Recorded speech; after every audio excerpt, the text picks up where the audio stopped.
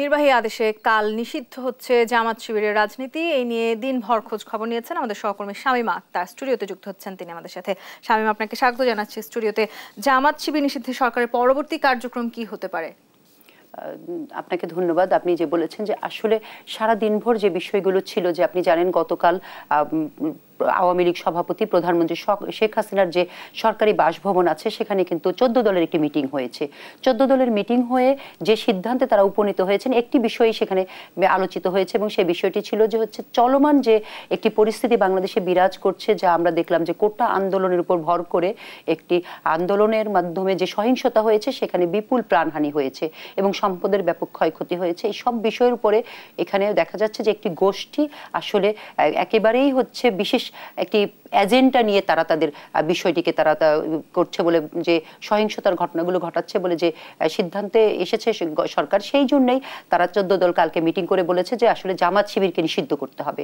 আপনি জানেন যে এর আগেও কিন্তু আমরা জানি যে আদালত থেকে জামাত শিবিরের যে নিবন্ধন বাতিলের যে একটি মামলার মাধ্যমে কিন্তু নিবন্ধন তাদের বাতিল হয়েছে, তারা এখন নির্বাচন করতে পারে না। কিন্তু সাংগঠনিকভাবে দলকে নিষিদ্ধ করার একটি সিদ্ধান্ত এই প্রথম রাজনৈতিকভাবে 14 দল নিয়েছে। এবং এর পরবর্তী যে বিষয়টি সেটি হচ্ছে যে আপনি জানেন যে একটি দলকে নিষিদ্ধ করলে তাদের কার্যক্রমকে বন্ধ করতে হবে, তারা যেন কোনোভাবে চোরাগুপ্ত হামলা করতে না পারে, তারা যেন কোনোভাবে নতুন করে না আন্দোলন করতে পারে। সেই দিকগুলি আসলে পুরোটাই হচ্ছে আইন শৃঙ্খলা রক্ষাকারী বাহিনীর।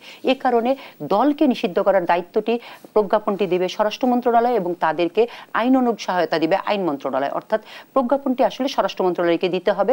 এবং আপনি জানেন যে এর আগেও কিন্তু জামাত নিষিদ্ধ হবে কি হবে না একটি মামলা ইতিমধ্যে আদালতে আছে, কিন্তু যে আইনে মামলাটি করা হয়েছে সে মামলায় সে আইনে কিন্তু আসলে দলের বিচারের কোনো সুস্পষ্ট কথা নেই, যে কারণে আইন মন্ত্রণালয় একটি নতুন আইন করার কথাও বলেছিলেন। কিন্তু এখন দেখা গেল যে মোটা দাগে যেটা দেখা গেল যে রাজনৈতিকভাবে সিদ্ধান্ত নিতে হয়েছে একটি রাজনৈতিক দলকে নিষিদ্ধ করার জন্য।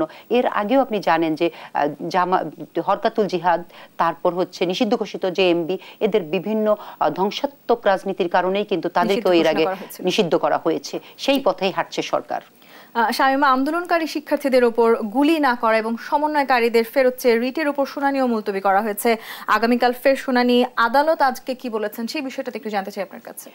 জি, আপনি যেমনটি বলেছেন যে আসলে এই রিটটি কিন্তু গতকাল করা হয়েছে এবং গতকাল সুপ্রিম কোর্টের দুজন নবীন আইনজীবী, যেমন একজন হচ্ছেন মঞ্জুরুল আল মতিন আর একজন হচ্ছে আইনুন নাহার, ওনারা গতকাল এই রিটটি করেছেন। এই রিটটিতে চাওয়া হয়েছে যেন আন্দোলনের উপর গুলি না ছোড়া হয় এবং একই সাথে চেয়েছেন যে সমন্বয়কারী যে 6 জন আছেন ডিবি হেফাজতে তাদেরকে যেন পরিবারের কাছে ছেড়ে দেওয়া হয়। তো আজকে আসলে অনিকার হক ব্যারিস্টার, যিনি আজকে সবচেয়ে বেশি শুনানি করেছেন, তিনি বলেছেন যে আদালতকে বলেছেন যে আসলে পুলিশের যে মানুষের উপর গুলি করবে এটা কিন্তু একটা বিশেষ কিছু ক্ষমতা তাদেরকে দেয়া হয়েছে, কখন তারা সেই গুলিটি করতে পারবেন, যে একেবারেই আন্দোলন করলেই তাকে গুলি করা যাবে না। বলেছে যে ঘটনায় এতগুলো প্রাণহানি হয়েছে, সেখানে তারা রাবার বুলেট, টিয়ার শেল, তার পরবর্তীতে গুলিতে যেতে পারতো। কিছু কিছু ক্ষেত্রে দেখা গেছে যে প্রথমেই গুলি হয়েছে এমন অভিযোগ তারা যখন করেছেন আদালতের কাছে, তখন আদালত আবার রাষ্ট্রপক্ষকে শুনতে চেয়েছেন।